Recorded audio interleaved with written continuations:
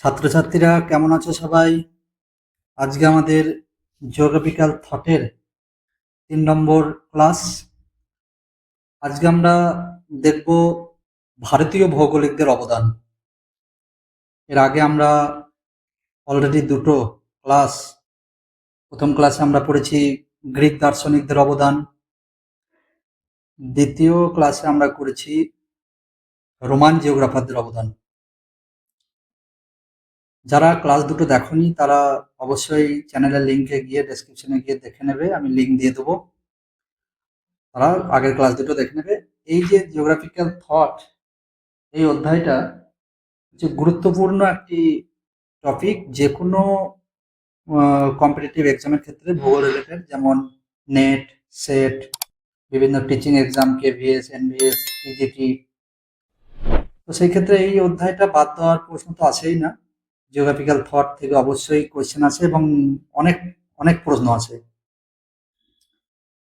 চলো তাহলে শুরু করা যাক। আজকে আমরা দেখি তাহলে ভারতীয় যে ভৌগোলিকরা ছিল, প্রাচীনকালে যে ভারতীয় দার্শনিকরা ছিল, তারা কি কি করে গেছে, তারা প্রাচীনকালে কি কি আলোচনা করে গেছে। এখানে আমরা সেগুলোই আলোচনা করব যেগুলো খুবই লিমিটেড এবং সীমিত, যেগুলো খুবই ইম্পর্টেন্ট পারপাসে আমরা দেখবো। আমি যতগুলো ভিডিও দিয়েছি আগেও সেগুলো তাই। এখান থেকে যেগুলো আছে সেগুলো পয়েন্ট করে দেওয়া আছে এবং মেন মেন জিনিসগুলো নেওয়া হয়েছে যাতে তোমাদের পড়তে সুবিধা হয়। ওর বাইরে পড়ার খুব একটা প্রয়োজন নেই, কারণ আমি যা করিয়ে দিচ্ছি এখানে, এর মধ্যে থেকেই সমস্ত কোয়েশ্চেন চলে আসবে। চলো নেক্সট দেখি। ভূগোলের যে প্রাচীনতম উল্লেখ পাওয়া গেছে, যদি আমরা দেখতে যাই যে ভূগোল সম্পর্কিত যে প্রথম উল্লেখ পাওয়া গেছে, সেটা 8ম শতকের যে পুরাণ তত্ত্ব, সেই ভাগবত পুরাণে পাওয়া গেছে। প্রথম আমাদের ভূগোলের উল্লেখ পাওয়া গেছে, যেখানে অ্যাকচুয়ালি জিও শব্দের অর্থ পৃথিবী, গোল, অর্থাৎ আমাদের পুরাণে প্রথম বলা হয়েছে যে পৃথিবী হচ্ছে একটি ভূগোলক বা গোলাকার। অর্থাৎ ভারতীয়রাই প্রথম, গ্রিকরা তো আগে, তার আগে ভারতীয়দের আগে কিন্তু কেউ বলেনি যে পৃথিবী গোল। প্রথম এই ভারতীয়রাই এই ভূগোলের যে উল্লেখ, সেটা প্রথম এই গ্রিক পুরাণ তত্ত্বে পাওয়া গেছে। ভূগোল যে বিষয়, ভূগোলের যে কথা, এই যে কথাটা, ভূগোলের যে সব ভাষাটা, এটা পাওয়া গেছে পুরাণ তত্ত্বে। এতে পৃথিবীর গঠন সম্পর্কিত বিভিন্ন বিষয় রয়েছে, অঞ্চল বিভাজন রয়েছে, বিভিন্ন অঞ্চলে ভাগ করে কথা বলা হয়েছে এই ভাগবত পুরাণে। এছাড়াও বিভিন্ন দ্বীপের ধারণা করা হয়েছে। এটা একটা বিষয় যে ভাগবত পুরাণে কি বলা হয়েছে না, আমাদের যে পৃথিবীতে প্রাচীনকালে 7টা দ্বীপ ছিল, 7টা দ্বীপে ভাগ ছিল। টোটাল যে পৃথিবীটা, এরা বলেছে যে 7টা দ্বীপে ভাগ ছিল। সেই দ্বীপগুলো কি কি সেগুলো আমরা দেখে নেবো। দেখো এখানে বলা হয়েছে যে 7টি দ্বীপের কথা এখানে উল্লেখ রয়েছে পুরাণে। প্রতিটা দ্বীপের নাম এবং প্রতীক চিহ্নগুলো দেখো। 1 নম্বর হচ্ছে জাম্বুদ্বীপ। জাম্বুদ্বীপ হচ্ছে, যার প্রতীক চিহ্ন হচ্ছে রোজ অ্যাপেল গাছ। রোজ অ্যাপেল গাছ দেখো ছবিতে কেমন জাম্বুদ্বীপ। এই যে পোর্শনটা দেখতে পাচ্ছ, এই যে পোর্শনটা পুরোটা, এই যে পোর্শনটা পুরোটা হচ্ছে জাম্বুদ্বীপ। এবং এটাও বলা হয়েছে যে এই যে জাম্বুদ্বীপ, এই দ্বীপটা নাকি গোটা পৃথিবীর মধ্যখানে অবস্থিত। এটাও বলা হয়, কখনো কখনো কোয়েশ্চেন আসতে পারে যে প্রাচীন ভারতীয়দের মতে, ভারতীয় দার্শনিকদের মতে যে সপ্ত দ্বীপের কথা বলা হয়েছে বা 7টা দ্বীপের কথা বলা হয়েছে, সেখানে কোন দ্বীপটি মধ্যখানে অবস্থিত বা মেরিডিয়ান মধ্যখানে অবস্থিত, তাহলে সেটা বলতে হবে জাম্বুদ্বীপ। যেটা হচ্ছে কি, কোন কিসের প্রতীক চিহ্ন, মানে অ্যাকচুয়ালি এটা কোন গাছ থেকে এই নামটা এসেছে বা কিসে থেকে এসেছে, এটাও কোয়েশ্চেন আছে যে জাম্বুদ্বীপ এটা কোন গাছ থেকে এই নামটা এসেছে। এটা অ্যাকচুয়ালি নেওয়া হয়েছে কোন গাছ থেকে, রোজ অ্যাপেল ট্রি গাছ থেকে। নেক্সট দেখো আর কি কি, প্লক্সো, যেটা হচ্ছে অশ্বত্থ গাছ থেকে হচ্ছে ইন্ডিয়ান ফিগ ট্রি।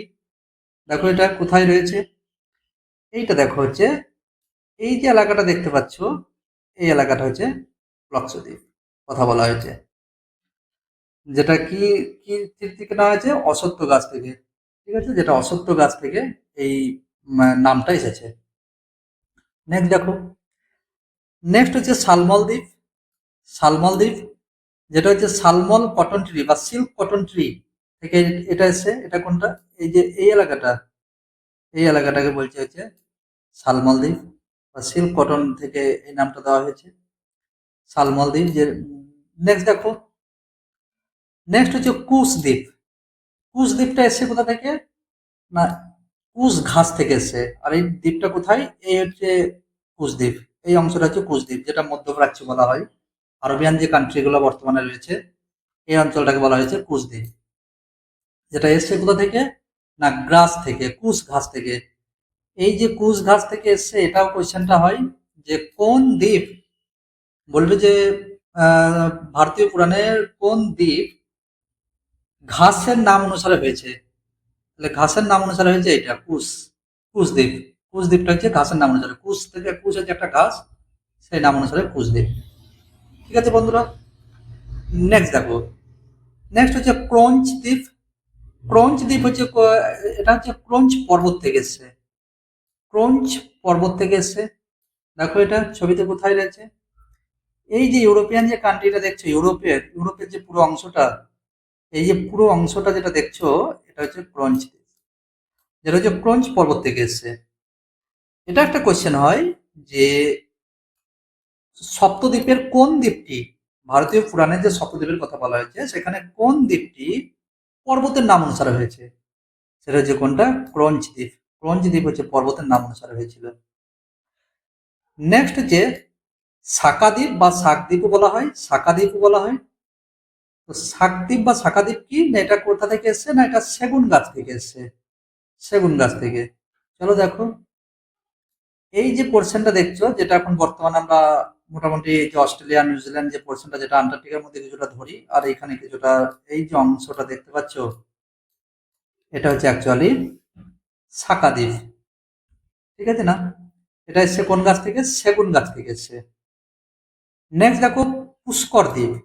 নেক্সট হচ্ছে পুষ্কর দ্বীপ, যেটা পদ্ম ফুল থেকে এসেছে। কোথায়?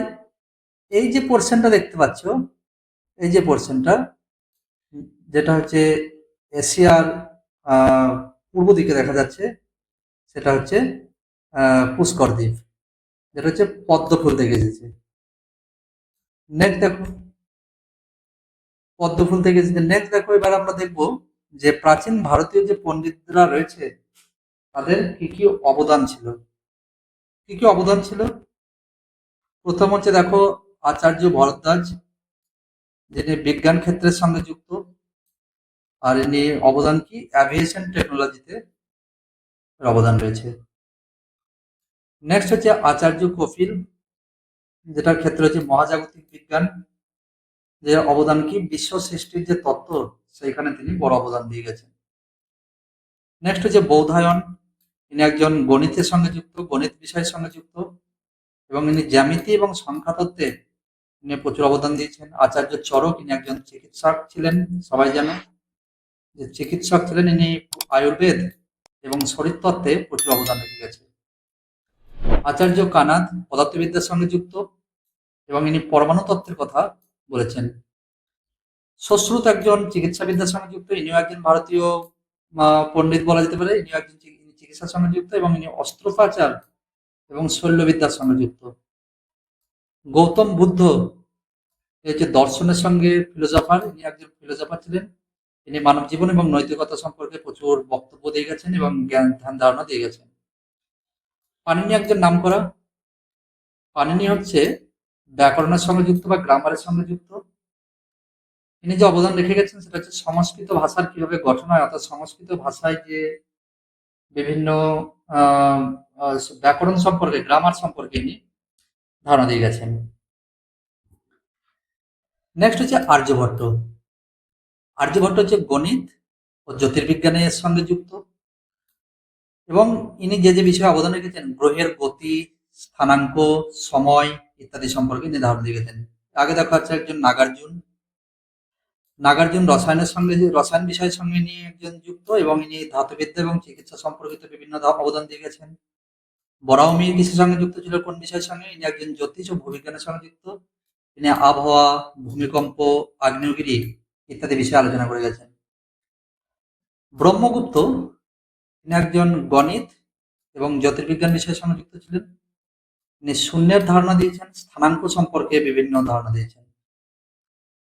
ভাস্করাচার্য ভাস্করাচার্য অঙ্কের সঙ্গে যুক্ত ছিল, বিশেষ করে অ্যালজেব্রার সঙ্গে যুক্ত, এবং গণিতের বিভিন্ন সূত্র ইনি ভাস্করাচার্য দিয়ে গেছেন। আদিশঙ্কর একজন ফিলোসফার ছিলেন, তিনি অদ্বৈত তত্ত্ব সম্পর্কে বিভিন্ন ধারণা দিয়ে গেছেন। আর্যভট্ট যেটা জ্যোতির্বিজ্ঞান সম্পর্কে, ইনি একজন জ্যোতির্বিদ ছিলেন, জ্যোতির্বিজ্ঞান সম্পর্কে এবং গ্রহের গতি বিশ্লেষণ সম্পর্কে বিভিন্ন অবদান রেখে গেছেন। শ্রীধরাচার্য খুব নামকরা একজন গণিতের ক্ষেত্রে, যেটা শ্রীধরাচার্যের সূত্র আমরা পড়ে থাকি, অর্থাৎ তিনি গাণিতিক সূত্রে তিনি অবদান দিয়ে গেছেন, যেটা দ্বিঘাত সমীকরণের যে একটি সূত্র, শ্রীধরাচার্য, সেটা খুবই ফেমাস। নেক্সট হচ্ছে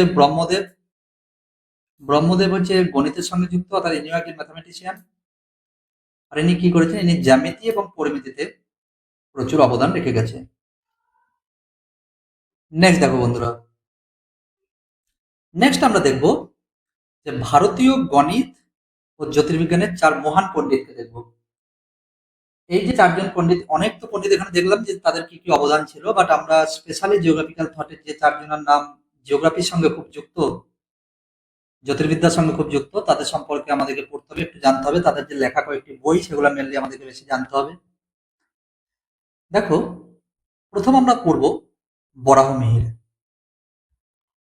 বরাহমিহির 505 খ্রিস্টাব্দ থেকে 587 খ্রিস্টাব্দ, এই টাইমে তিনি তার অবদান রেখে গেছেন। কি করেছেন? ইনি উজ্জয়িনীর একজন বিখ্যাত জ্যোতির্বিদ ছিলেন, গণিতবিদ ছিলেন, সেই সঙ্গে একজন জ্যোতিষী ছিলেন। ঠিক আছে। মালব রাজা বিক্রমাদিত্য সভায় নবরত্নদের মধ্যে একজন ছিলেন। যে মালব রাজা যে বিক্রমাদিত্য ছিল, তার যে 9 জন বিখ্যাত পণ্ডিত রেখেছিল তার রাজসভায়, তারই মধ্যে একজন রত্ন বা নবরত্নের মধ্যে একজন হচ্ছে বরাহমিহির।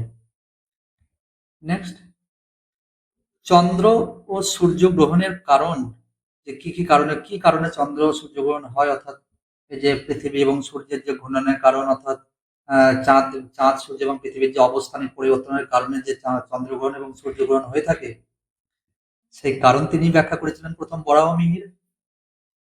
এবং মানব সমাজে তার কি প্রভাব, সেটা সম্পর্কেও তিনি ব্যাখ্যা দেন। মানব সমাজের প্রভাব বলতে অ্যাকচুয়ালি এটা অ্যাস্ট্রোলজির বিষয়। যারা অ্যাস্ট্রোলজি নিয়ে পড়াশোনা করে, সেখানে বলা হয় যে কিভাবে কারো জীবনে গ্রহ নক্ষত্র কি প্রভাব পড়ে, বুধ শুক্র, যে বিভিন্ন শনির দশায় যে বিভিন্ন নক্ষত্রের যে কি প্রভাব কারো জীবনে, সেই সম্পর্কে, অর্থাৎ অ্যাস্ট্রোলজি, অর্থাৎ তিনি একজন জ্যোতিষী ছিলেন। জ্যোতিষবিদ্যায় যেটা পড়ানো হয়, জ্যোতিষবিদ্যাতে যেটা থাকে, সেটা হচ্ছে মানব সমাজের কি প্রভাব, সেটা সম্পর্কে দেখানো হয়েছে। ইনি দুটি বিখ্যাত গ্রন্থ লিখেছেন। একটা হচ্ছে পঞ্চসিদ্ধান্তিকা, যেটা খুব ইম্পর্টেন্ট একটা গ্রন্থ, পঞ্চসিদ্ধান্তিকা। আর একটা গ্রন্থ লিখেছেন, সেটা হচ্ছে বৃহৎ সংহিতা। বৃহৎ সংহিতা, এটা হচ্ছে একটি গুরুত্বপূর্ণ গ্রন্থ। জ্যোতিষ, আবহাওয়া, কৃষি, স্থাপত্য, ঋতুচক্র ইত্যাদি বিষয় নিয়ে এই গ্রন্থটা লেখা হয়েছে। নেক্সট দেখো, নেক্সট হচ্ছে ব্রহ্মগুপ্ত। ব্রহ্মগুপ্ত হচ্ছে 597 থেকে 668 খ্রিস্টাব্দ পর্যন্ত, এই টাইমে তার অবদান রেখে গেছে। প্রাচীন ভারতের অন্যতম শ্রেষ্ঠ গণিতবিদ ও জ্যোতির্বিদ ছিলেন এই ব্রহ্মগুপ্ত। প্রাচীন ভারতের যে অন্যতম একজন গণিতবিদ ছিলেন এবং জ্যোতির্বিদ ছিলেন। প্রধান গ্রন্থগুলো কি লিখেছে? প্রধান গ্রন্থগুলো লিখেছে ব্রহ্মস্ফুট সিদ্ধান্ত, যেটা হচ্ছে তার একটা গুরুত্বপূর্ণ গ্রন্থ, ব্রহ্মস্ফুট সিদ্ধান্ত, যেটা জ্যোতির্বিজ্ঞান নিয়ে লেখা। এবং খণ্ডখাদ্যক, এটা হচ্ছে তারই একটা লেখা, যেটা ব্যবহারিক জ্যোতির্বিজ্ঞান সম্পর্কে লেখা হয়েছে। নেক্সট হচ্ছে শূন্যকে সংখ্যা হিসেবে গণনা করার নিয়ম প্রথমবার প্রবর্তন করেছিল ব্রহ্মগুপ্ত। শূন্য যে একটা সংখ্যা, শূন্যকে যে একটা সংখ্যার সঙ্গে কাজে লাগে, সেই সম্পর্কে গণনা করার নিয়মের ক্ষেত্রে ইনি সেই ধারণা দিয়েছিলেন, প্রথমবার প্রবর্তন করেছিল গণনার ক্ষেত্রে। নেক্সট হচ্ছে স্থানাঙ্ক, গ্রহের গতি, সময় গণনা ইত্যাদিতেও অসাধারণ অবদান রেখেছেন কে? এই ব্রহ্মগুপ্ত। ঠিক আছে, চলো নেক্সট দেখি 3 নম্বর। আমাদের 3 নম্বর হচ্ছে আমাদের ভাস্করাচার্য। ভাস্করাচার্য অ্যাকচুয়ালি 1188 1144 থেকে 1185 1144 থেকে 1185 এই খ্রিস্টাব্দের মধ্যে অবদান রেখে গেছেন। তিনি বিজাপুরের, কর্ণাটকের যে বিজাপুরে, সেখানে জন্মগ্রহণ করেছিলেন। উজ্জয়িনীর জ্যোতির্বিজ্ঞান পর্যবেক্ষণের কেন্দ্রের প্রধান ছিলেন। উজ্জয়িনী যে জ্যোতির্বিজ্ঞান পর্যবেক্ষণ কেন্দ্র রয়েছে সেখানে তিনি কি ছিলেন, তিনি প্রধান ছিলেন সেখানে। ইনি একটি বিখ্যাত গ্রন্থ লিখেছেন। এই গ্রন্থগুলোর নামগুলোই স্পেশালি মনে রাখতে হবে। ভারতীয় যে জ্যোতির্বিদ, ভারতীয় যে পণ্ডিত, তাদের এই গ্রন্থগুলো খুবই এসে থাকে, যেগুলো নেট সেট এবং বিভিন্ন প্রতিযোগিতামূলক পরীক্ষায়। যেমন সিদ্ধান্ত শিরোমণি, এটা হচ্ছে কার লেখা? ভাস্করাচার্যের লেখা। এই সিদ্ধান্ত শিরোমণিতে গাণিতিক 4টি ভাগে বিভক্ত করেছে: অ্যারিথমেটিক, অ্যালজেব্রা, প্ল্যানেটারি ম্যাথামেটিক্স এবং স্পেয়ার। এই 4টি ভাগে গণিতকে ভাগ করা হয়েছে এই সিদ্ধান্ত শিরোমণি গ্রন্থে। নেক্সট, ডিফারেন্সিয়াল ক্যালকুলাসের ধারণা প্রথম দেন এবং জ্যোতির্বিজ্ঞানে তার প্রয়োগ দেখান ভাস্করাচার্য। ডিফারেন্সিয়াল যে ক্যালকুলাস, তার ধারণা প্রথম দিয়েছিল কে? ভাস্করাচার্য। নেক্সট হচ্ছে কি, ডিফারেন্সিয়াল কোএফিসিয়েন্ট এর ধারণাও তিনি প্রথম দেন, ডিফারেন্সিয়াল কোএফিসিয়েন্ট। নেক্সট আমরা দেখবো লাস্ট, সেটা হচ্ছে 4 নম্বর, হচ্ছে আর্যভট্ট। আর্যভট্ট দেখো কি কি অবদান। আর্যভট্ট প্রধান দুটো গ্রন্থ লিখেছিল, যে দুটো হচ্ছে খুবই নামকরা দুটো গ্রন্থ, যেটা মনে রাখতে হবে। একটা হচ্ছে আর্যভট্টিয়া, একটা হচ্ছে আর্য সিদ্ধান্ত। এই দুটো বই, আর্য সিদ্ধান্ত আর হচ্ছে আর্যভট্টিয়া, এই যে দুটো বই, এই দুটো বই মনে রাখতে হবে। ঠিক আছে, নেক্সট চলো। ইনি প্রথম যে পৃথিবী গোলাকার এবং নিজ অক্ষের চারিদিকে ঘুরে, এটা প্রথম বলেছিল, যে কোনো ভারতীয় হিসেবে প্রথম বলেছিল হচ্ছে আর্যভট্ট। ইনি বলেছিলেন কি, যে পৃথিবী হচ্ছে গোল এবং ইনার একটা আবর্তন গতি রয়েছে, এটা পৃথিবীর নিজের চারিদিকেও ঘুরে চলেছে, যার ফলে আমাদের দিন রাত্রি হয়, অর্থাৎ আবর্তন গতি যেটাকে আমরা বলি। নেক্সট হচ্ছে পাই, ম্যাথের একটা গুরুত্বপূর্ণ বিষয় পাই। এই পায়ের যে মান, পায়ের মান নির্ধারণেও তিনি ছিলেন গ্রিকদের থেকেও নির্ভুল এবং অগ্রগামী। অর্থাৎ পায়ের যে মান নির্ধারণ করেছিলেন, এটা গ্রিকরা যে মানটা নির্ধারণ করেছিল, তার থেকে ইনার মানটা ছিল অনেক বেশি নির্ভুল এবং অনেক বেশি অগ্রগামী। নেক্সট, প্রাচীন ভারতীয় জ্যোতির্বিদ ও ভূগোলবিদদের মতে উজ্জয়িনী ছিল পৃথিবীর কেন্দ্রবিন্দু। ঠিক আছে, অর্থাৎ মেরিডিয়ান পয়েন্ট বলা হতো। অর্থাৎ যেমন এখনকার দিনে আমাদের যেমন ভারতের প্রমাণ দ্রাঘিমা রেখা কোথায় রয়েছে, ভারতের প্রমাণ দ্রাঘিমা রেখা যেমন গেছে ভারতের মাঝখানে, যেটা এলাহাবাদ শহরের উপর দিয়ে গেছে।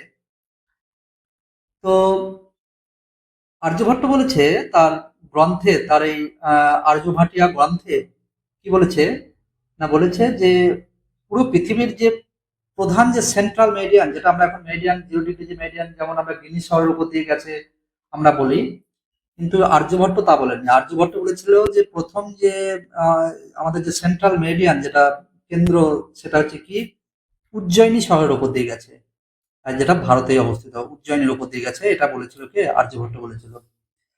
এটাও একবার বিপিএসসিতে কোয়েশ্চেন এসেছিল, এটাও একবার কোয়েশ্চেন আছে, নেটেও কোয়েশ্চেন এসেছিল, যে প্রাচীন ভারতীয়দের মতে, প্রাচীন ভারতীয়দের মতে সেন্ট্রাল মেরিডিয়ান কোন শহরের উপর দিয়ে গেছে? সেন্ট্রাল মেরিডিয়ান গেছে কার উপর দিয়ে? না, উজ্জয়িনী, উজ্জয়িনীর উপর দিয়ে গেছে। বহু পৌরাণিক গ্রন্থ, যেমন আর্যভট্ট, এখনই বললাম আর্যভট্টীয় সূর্য সিদ্ধান্ত, এইসব গ্রন্থগুলোতে কি করা হয়েছে? এইসব গ্রন্থগুলোতে এই বলা হয়েছে যে আমাদের যে পৃথিবীর যে কেন্দ্রবিন্দু, অর্থাৎ পৃথিবীর যেটা সব থেকে মাঝখানে রয়েছে, সেটা হচ্ছে উজ্জয়িনী। উজ্জয়িনী নাকি পৃথিবীর মাঝখানে রয়েছে, উজ্জয়িনী দিয়েই মধ্যীয় দ্রাঘিমা রেখা অতিক্রম করত। ঠিক আছে বন্ধুরা, এই হয়ে গেল আজকের আমাদের ভারতের যে ইন্ডিয়ান জিওগ্রাফার সম্পর্কে জানলাম। এরপরে আমরা আরো বিভিন্ন দেশের জিওগ্রাফারদের সম্পর্কে জানবো। এরপর আমরা আসবো আরবদের জিওগ্রাফি জানবো, তারপর মডার্ন জিওগ্রাফিতে যাবো আমরা, জার্মান জিওগ্রাফি পড়বো, আমেরিকান জিওগ্রাফি পড়বো, ব্রিটিশ জিওগ্রাফি পড়বো, ব্রিটিশ জিওগ্রাফারদের পড়বো। তো ভিডিওটি যদি ভালো লেগে থাকে অবশ্যই বন্ধুদের মধ্যে শেয়ার করে দেবে এবং সেই সঙ্গে লাইক, কমেন্ট, সাবস্ক্রাইব করে দেবে।